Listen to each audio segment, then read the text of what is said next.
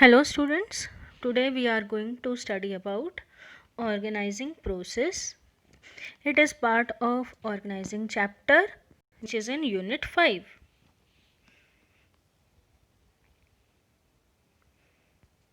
Learning outcomes.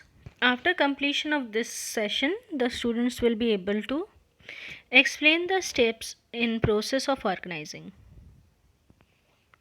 Students, first we recall the previous class. What is organizing? Organizing can be defined as a process that initiates implementation of plans by clarifying jobs and working relationships and effectively deploying resources for attainment of identified and desired results.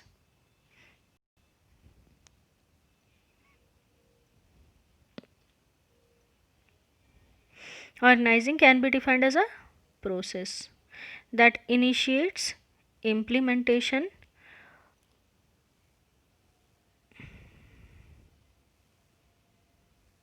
of plans by clarifying jobs and working relationships and effectively deploying resources for attainment of identified and desired results. यानी कि organising एक process है और वो क्या करता है, initiate करता है प्लान के इम्प्लीमेंटेशन के लिए. हमने एक बार प्लानिंग कर ली, अब उसका इम्प्लीमेंटेशन आएगा, लेकिन इम्प्लीमेंटेशन से पहले we have to clarify each and every job and what is the working relationship between various jobs or various positions in the organization, who will report to whom, and it also organizes all the resources and deploy it among various people and departments for the attainment of identified and desired results within specified period. Now we are coming to our current session, that is organizing process. In organizing process there are 4 steps. First we have to identify and divide the work, and then we have to concentrate on departmentalization, and then there is assignment of duties, and the last one is establishing reporting relationship. Now we are going to discuss each and every point one by one. First is identification and division of work. The first step in the process of organizing involves identifying and dividing the work that has to be done in accordance with previously determined plans. The work is divided into manageable activities so that duplication of work can be avoided and the burden of work can be shared among the employees. तो पहला process क्या होगा? We have to identify and divide the work. सबसे पहले हमें देखना होगा कि क्या क्या करना है. If we want to attain a specific target within a specified period, we have to identify what actual work is to be performed. अब जो भी काम करना है उसमें अलग अलग तरह के वैरायटी ऑफ वर्क्स होंगे, वैरायटी ऑफ जॉब होगी. हमने क्या किया, उसको डिवाइड किया पिछले प्लान के अकॉर्डिंग. कुछ वर्क ऐसा होगा जो कि प्रोडक्शन से रिलेटेड होगा, कुछ फाइनेंशियल वर्क होंगे, कुछ मार्केटिंग से रिलेटेड वर्क होगा. हमने काम को पहचाना और अलग अलग सेक्शंस में बांटा, वर्क को डिवाइड कर दिया छोटे छोटे टास्क में. The work is divided into manageable activities, मतलब छोटे छोटे टास्क में आपको वर्क को डिवाइड करना होगा so that duplication of work can be avoided. हम एक ही काम को बार बार ना करें और ऐसा ना हो कि कोई बहुत इम्पॉर्टेंट काम हमारा छूट जाए. तो सबसे ज़्यादा ज़रूरी है that we have to identify and we have to divide the work in manageable activities and the burden of work can be shared among the employees. जब हमारे पास में कई एम्प्लॉयज़ हैं, हम पूरी एक टीम के साथ काम कर रहे हैं, तो काम को भी अलग अलग लोगों में बांट देना चाहिए. और ये तभी पॉसिबल होगा जब हम इसके लिए शुरू से ही काम करना शुरू करें. Each worker has a specific task, और यही है डिवीज़न ऑफ लेबर. ये आपको इस पूरे पिक्चर से भी पता चल रहा होगा. The second one is departmentalisation. एक बार आइडेंटिफिकेशन हो गया, डिवीजन ऑफ वर्क हो गया, तो हम सेकेंड स्टेप पे आ जाएंगे, departmentalisation. Once work has been divided into small and manageable activities, then those activities which are similar in nature are grouped together. कुछ आप देखोगे कुछ एक्टिविटीज़ प्रोडक्शन से रिलेटेड होंगी, तो हमने उन सारी एक्टिविटीज़ को एक साथ ग्रुप कर दिया जो कि प्रोडक्शन से रिलेटेड हैं। सच सेट्स फैसिलिटेट्स स्पेशलाइजेशन। अब वो सारे काम जो कि प्रोडक्शन से रिलेटेड हैं उनका एक ग्रुप बन गया। अब उस ग्रुप में जो भी लोग काम करेंगे वो सिर्फ प्रोडक्शन से रिलेटेड काम करेंगे। बार बार एक ही तरीके का काम करने से they will get specialisation in their task. This grouping process is called departmentalisation.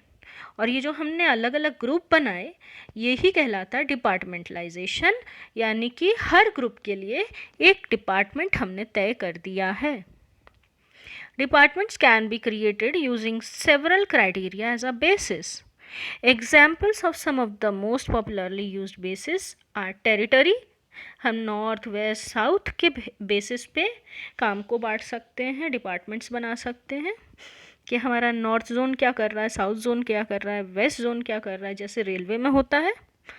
And products, हम प्रोडक्ट बेसिस पे भी डिपार्टमेंट्स बना सकते हैं, such as appliances, clothes, cosmetics. हम फंक्शंस के बेसिस पे भी डिपार्टमेंट्स सेट कर सकते हैं, जैसे production department, finance department, marketing department, ये सब डिपार्टमेंटलाइजेशन के ही पार्ट हैं। Next is assignment of duties. It is necessary to define the work of different job positions and accordingly allocate work to various employees.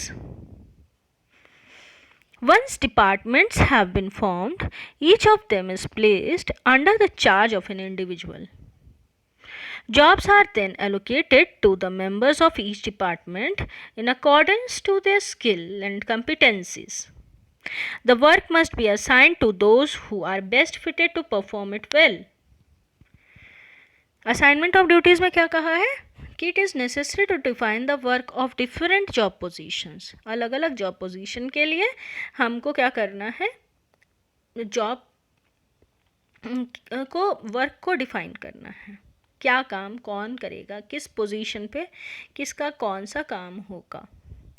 Accordingly allocate work to various employees, क्योंकि इसके बाद अब हम staffing पे आएंगे तो उसी के अनुसार पहले हर पोजीशन के अनुसार वर्क को डिफाइन कर लें, उसमें हर वर्क के लिए क्या पावर्स होंगी, क्या उनकी रिस्पॉन्सिबिलिटी होगी, क्या उनकी ड्यूटीज़ होगी, वो सब कुछ लिखित रूप में रख लीजिए. It should be in written form, it should be jotted down so that later on when the employees are selected for various job positions, it is very clear to them what they have to do and what are their powers and what are their duties. Once departments have been formed, एक बार department बन गया, each of them is placed under the charge of an individual. उसका एक ना एक head जरूर होगा, जैसे प्रोडक्शन का प्रोडक्शन मैनेजर, फाइनेंस का फाइनेंस मैनेजर, मार्केटिंग का marketing manager. Jobs are then allocated to the member of each department in accordance to their skill and competency. फिर हर डिपार्टमेंट में जो भी जॉब पोजीशंस हैं उसके अनुसार हमने लोगों की भर्ती करी, रिक्रूटमेंट किया, सिलेक्शन किया. अब जब ये सिलेक्शन हुआ है, ये किस बेसिस पे हुआ है और ये काम उनको किस बेसिस पे दिया जा रहा है, on the basis of their skills and on the basis of their competencies. उनकी क्षमता, उनकी स्किल के अनुसार ही उनको काम दिया गया है, उनको सेलेक्ट किया गया है. The work must be assigned to those who are best fitted to perform it well. और उन्हीं का सिलेक्शन होना चाहिए, उन्हीं को काम दिया जाना चाहिए जो बेस्ट सूटेड हों, अन्यथा लोगों का सिलेक्शन नहीं करना चाहिए. नहीं तो in the long run the company will suffer और the business will suffer. Now there is establishing authority and reporting relationship. हमने क्या किया है, each individual should also know who he has to take orders from and to whom he is accountable. उसको किससे order लेना है और किसके प्रति अकाउंटेबल होना है. The establishment of such clear relationship helps to create a hierarchical structure and helps in coordination amongst various departments.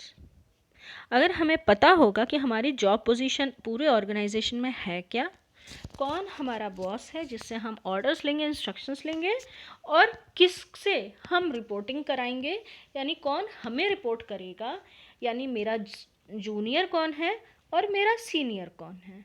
अगर हमें इस बात की क्लैरिटी होगी तो हमारे लिए काम करना इजी होगा. ऐसे में रिपोर्टिंग रिलेशनशिप क्रिएट होगी हायरार्किकल स्ट्रक्चर के अनुसार, और क्या होगा, आपस में कोऑर्डिनेशन इजी हो जाएगा, रिस्पॉन्सिबिलिटी फिक्स करना इजी हो जाएगा, कहीं पे कोई लूप होल है तो उसको फाइंड आउट करना इजी हो जाएगा. It creates management hierarchy that is a chain of command from top to bottom, from top manager to the individual at the lowest level. ये क्या बना देगा, चेन ऑफ कमांड बना देगा. तो इससे जो टॉप मैनेजर को पता होगा उसका अल्टीमेट जूनियर कौन है और उसका अल्टीमेट जूनियर कौन है. रिपोर्ट अगर देनी है तो लोएस्ट से अपर के साइड जाएगी और उसकी भी एक हायरार्की, उसकी भी एक स्ट्रक्चर होगी. ये आप देख सकते हो, जो नीचे है एकदम वो सबसे लोएस्ट व्यक्ति है, और हर दो के ऊपर एक एक बॉस है, और फिर उसके बाद से इनके ऊपर भी बॉस है, यहाँ पे भी हर दो के ऊपर एक बॉस है, और इन दोनों का बॉस कौन है, वो रेड वाला. तो यानी आपको एकदम क्लियर हो जाएगा कि आपकी जॉब पोजीशन क्या है. ये इनसे ऑर्डर लेंगे और इनको ऑर्डर देंगे जो नीचे वाले हैं.